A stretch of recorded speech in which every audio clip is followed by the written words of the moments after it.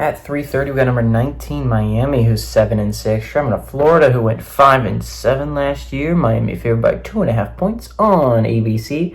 Tyler Van Dyke for Miami went 219 at 333 last year, threw for 2,703 yards, 19 touchdowns, 12 interceptions. Henry Parrish Jr. had 100 carries for 625 yards and 6 touchdowns. And Xavier Restrepo had 85 catches for 1,092 yards and 6 touchdowns. Xavier Restrepo is the only one of those people I listed on that is returning to the U this year. And let's talk about an actual football team. Let's talk about the team that's going to win the SEC. And I'm not too bold to say the national championship. We're national champions, baby. Florida Gators national championship, absolutely incoming. Let's go. We got Graham, the best quarterback in college football. Mertz, he went 261 to 358 last year. Threw for 2,903 yards, 22 touchdowns, to count them, 3 interceptions. Look at that ratio, baby. There ain't a better ratio in all of college football.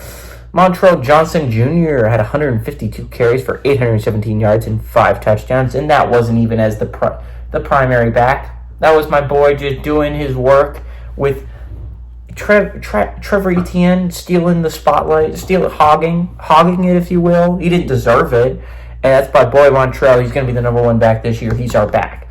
And then Ricky Pearsall, our boy Ricky. We miss you, Ricky. He's not dead. He's just in the NFL. He had 65 catches for 965 yards and 4 touchdowns. Now, I know what you're saying. How many of those players return? Every single one but Ricky returns. Ricky, goodbye. But we get Trey, baby. Trey Wilson, which was developing last year, should be the number 1 receiver this year. Not to mention we get Elijah Badger, one of the consistent options, the only consistent good players at Arizona State. And we bring over Dyke, I believe, from Wisconsin, from Grammy's old Wisconsin days. So yeah, we got that. Big wins for the Florida community. I understand Miami bringing in Cameron Ward, and everyone's excited because they bring in one of the best running backs in, I think, Martinez from Oregon State. And Xavier Restrepo will finally have a receiver to actually throw to, but none of it matters because our corners are going to lock Restrepo down. Our pass rushers are going to sack Cam Ward every single day of the week. And not to be mean or anything, but our run defense is going to stuff Martinez in the hole. There's just no way he's going to get any yards. A 300-0 score incoming, boys. The Swamp's going to be electric. Miami's 29-27 against Florida all time. Last game did go to Florida in 2019, though. Last time the road team won, actually, was 2002. So, road teams don't typically win this matchup. 2 of the last 3 games, 3 times these teams have played, it's been a 1-possession game. I actually do expect this game to be pretty close.